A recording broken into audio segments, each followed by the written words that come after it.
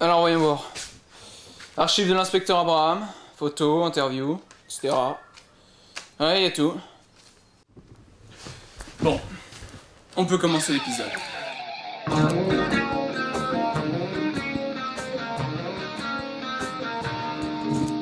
Salut à tous, aujourd'hui nous abordons un univers de l'écriture, le mythe de Lovecraft. Créé par H.P. Lovecraft ou Howard Philip Lovecraft, romancier et poète des années 1900. Mais avant de parler de ce qui nous intéresse, son univers, je vais bien évidemment parler de l'auteur, sinon ce serait triste. C'est bâclé. Mais avant de commencer, je tiens à vous prévenir que cet épisode est pour nous-mêmes assez complexe à clarifier. Et il est possible qu'il y ait des problèmes lors du visionnage. Bref, ne perdons plus de temps. Tout d'abord son enfance. Il est né le 20 août 1890 à 9 h du matin. Je suis trop précis. Retenez juste que son enfance n'a pas été simple. Son père a été atteint de démence quand il était très jeune et est resté jusqu'à sa mort en 1892 dans l'hôpital Butler, à Providence. Du coup, c'est un peu triste finalement. Et Howard n'a jamais vraiment parlé entièrement de la cause de la mort de son père. Et il était possible qu'il était même pas au courant que ce dernier aurait sûrement la syphilis. Du coup, oui, c'est totalement triste en fait. Lovecraft était un surdoué déjà très jeune. Et grâce à son grand-père, il se dirigea vers l'univers gothique. D'ailleurs, lors de la mort de ce dernier, il en sera terriblement affecté. Jusqu'à penser au suicide. Cet épisode est fait dans la joie. Comme un bocal d'anchois. Non, mais ça rimait. Et il poursuivra sa vie allant de dépression à vivre sans le sou. C'est vraiment comme un bocal d'anchois, en fait. Non, franchement, si vous comprenez cette métaphore, envoyez-la moi en commentaire, moi je piche pas. Je te l'ai dit, c'est juste que ça rime. Mais dans sa débâcle, il créera un univers qui lui était propre. Le mythe de Lovecraft. Plus connu sous le nom du mythe de Cthulhu.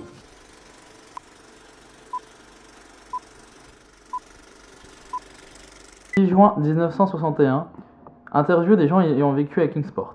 Ah, j'ai vécu à Kingsport 25 ans, ouais, mais à l'époque, la ville avait son charme. Même s'il fallait mieux éviter de poser des questions. Vous m'avez dit aussi avoir rencontré Nikola Tesla. Ah oui, mais ça, c'était une conférence à Bruxelles. Ah, bon, la guerre. Ah, je dis Bruxelles. Je dis Bruxelles. Oh, la ferme. Excusez-moi, c'est ma femme. Il n'y a pas de mal. À savoir que bon nombre d'éléments de sa vie lui ont aidé à développer ses histoires. Et pour la plupart de ses créations, il les tient de ses cauchemars, qu'il décrira comme très réalistes. Un peu trop. À partir de 1933, ses écrits sont très prolifiques, comme l'affaire Charles Dexter et les montagnes hallucinées. Malgré tout cela, Lovecraft a eu une vie très mouvementée. Il mourut d'ailleurs dans la douleur, de malnutrition ainsi que d'un cancer. Également, à ce qu'on dit, il aurait fini sa vie dans la démence. C'est vraiment un épisode triste.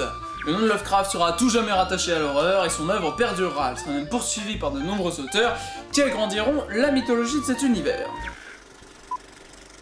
Oui, j'ai vécu là-bas à peine 3 ans. Mais je peux vous dire que ça sortait de l'ordinaire, surtout la maison sur la falaise.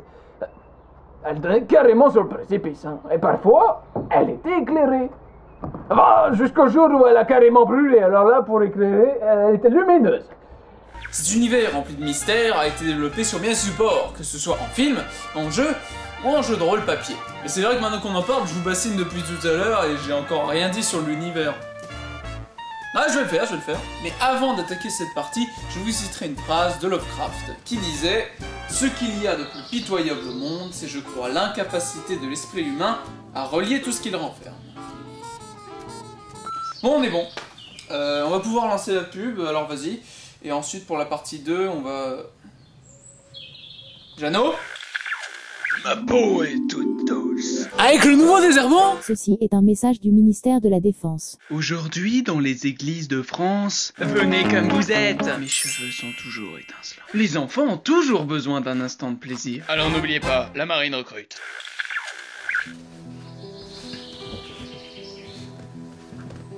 Reprenons. D'abord, il faut parler de quoi est concrètement fait ce mythe. Le mythe de Cthulhu est une pensée qui n'est pas saisissable par l'esprit humain. Le lieu d'où proviennent ces créatures surnaturelles est un monde que l'on ne peut rejoindre que par les rêves. Et non, ce n'est pas une technique de scénariste flemmard. Du coup, Cthulhu est une entité gigantesque, à ce qu'on dit, au visage de pieuvre, et affublé d'un grand nombre de tentacules. Il serait endormi au sein d'une cité disparue, dans ce monde de rêve. qui tiendrait donc plus du cauchemar. C'est parti, monsieur Abraham. Nous sommes le 10 juin 1961, près d'un entrepôt à Chicago, où nos sources nous ont révélé des activités de la secte de Cthulhu. Nous allons voir ça, et voir si ces activités sont réelles ou pas.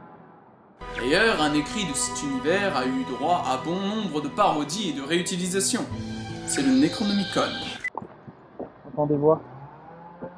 Tu les entends aussi? Ouais. Il a été parodié par exemple dans Harry Potter ou encore Team Fortress 2.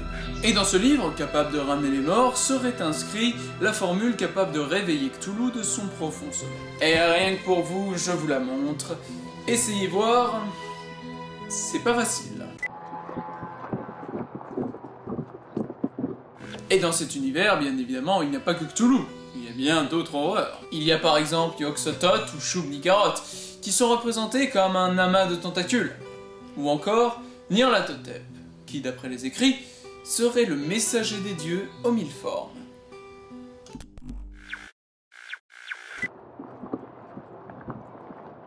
Ouais. Quoi? C'est vrai?